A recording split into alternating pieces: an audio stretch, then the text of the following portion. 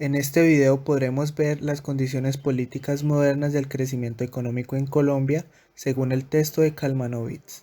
En contexto, en el siglo XIX la economía colombiana fue muy inestable, debido a su asociación con la anarquía política y las guerras civiles, pero en el siglo siguiente, es decir en el XX, dará un giro notable en sus instituciones, acto que le permitió tener un crecimiento económico sostenido. Sin embargo, antes de esto se fueron construyendo tortuosamente instituciones políticas y económicas modernas.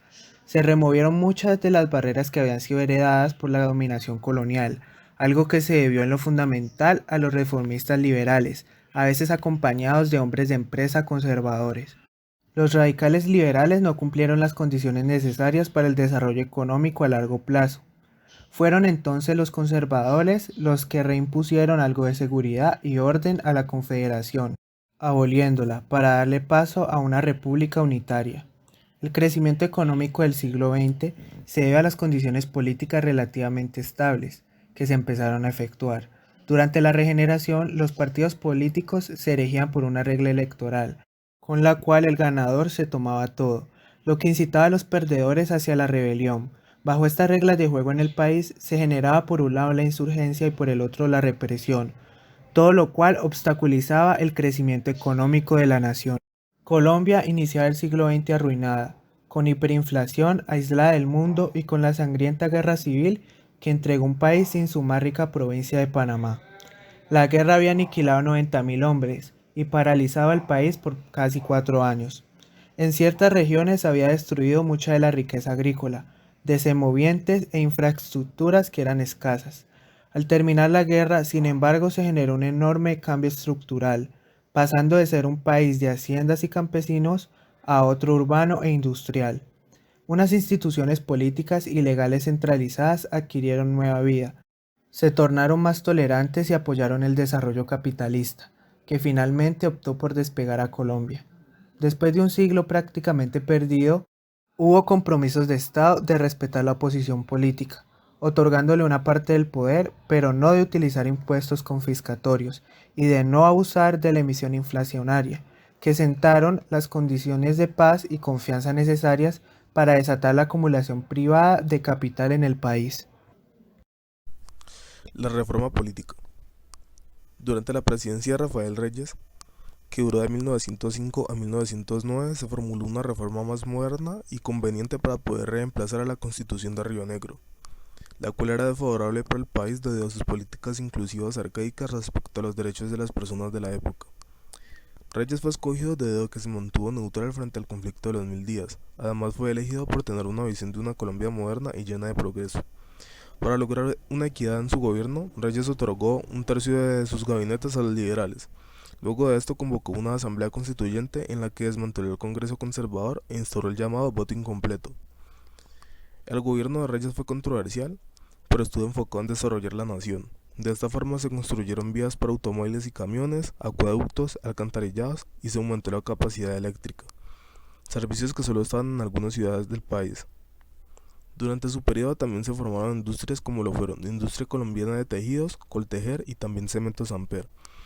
A su vez se buscó equilibrar la economía imponiendo medidas proteccionistas como el impuesto al consumo de tabaco.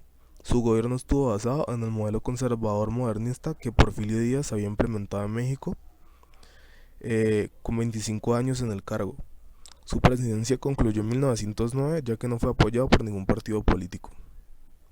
Luego de esto los conservadores llegaron al poder en 1910, donde realizaron una coalición con los liberales para compartir el gobierno.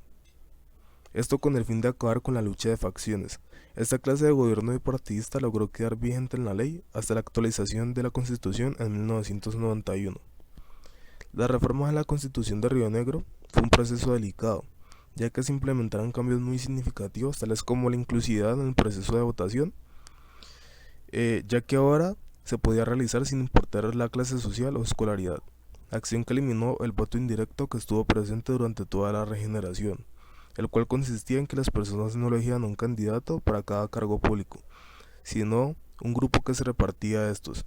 También se acortó el periodo de cargo para los presidentes y senadores, de 6 a 4 años, pero se añadió la posibilidad de reelección para un solo mandato.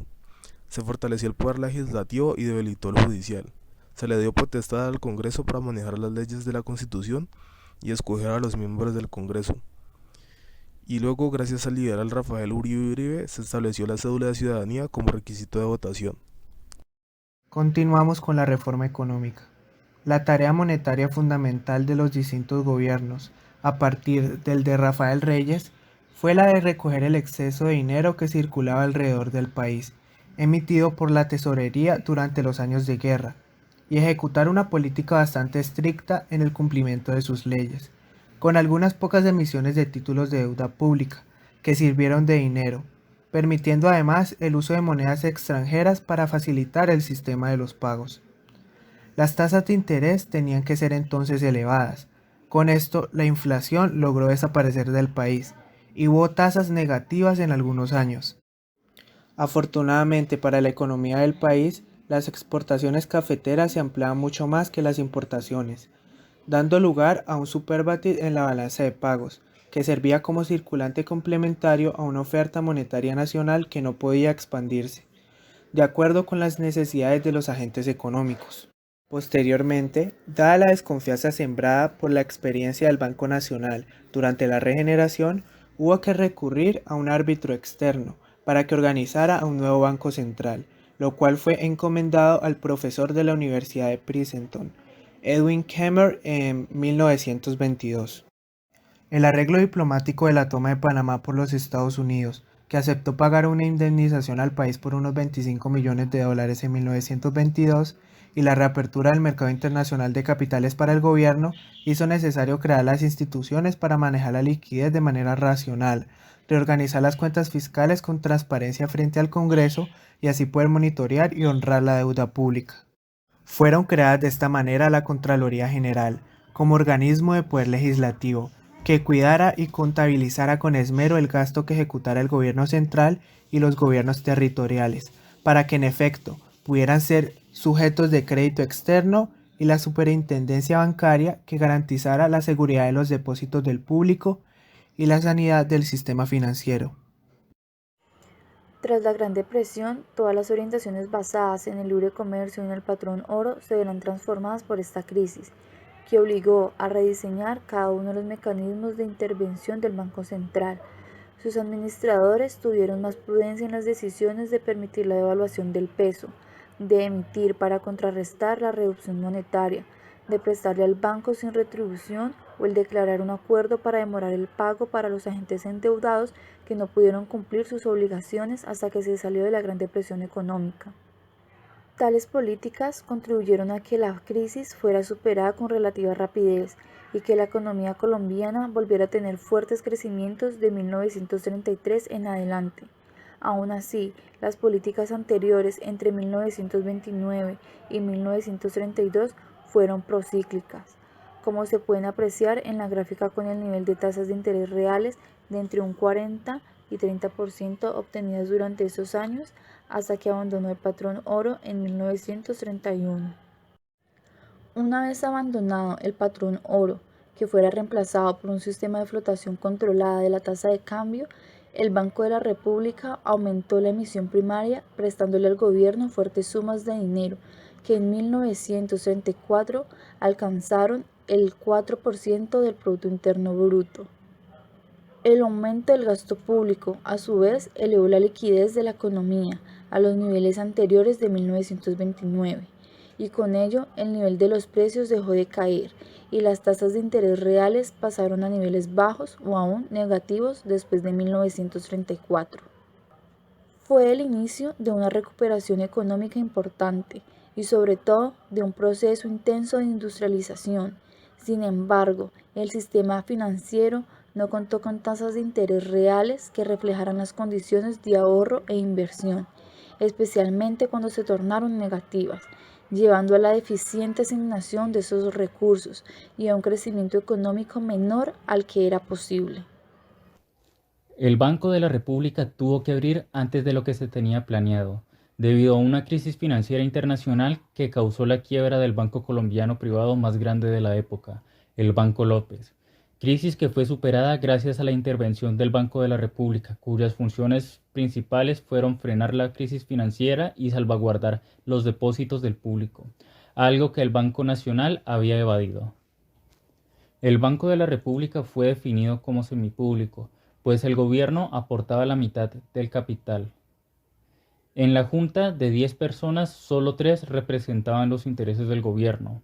De los otros 7, 3 eran banqueros y los demás representantes del comercio y la agricultura.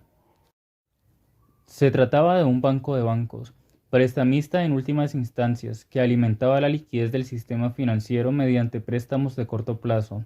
En caso de crisis de liquidez, se debían prestar dinero a los sistemas en cuantía suficiente.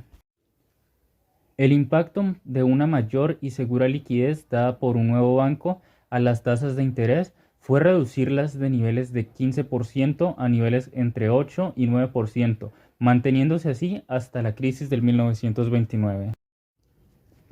Con el crecimiento de la economía entraron correspondientemente instituciones y organizaciones económicas.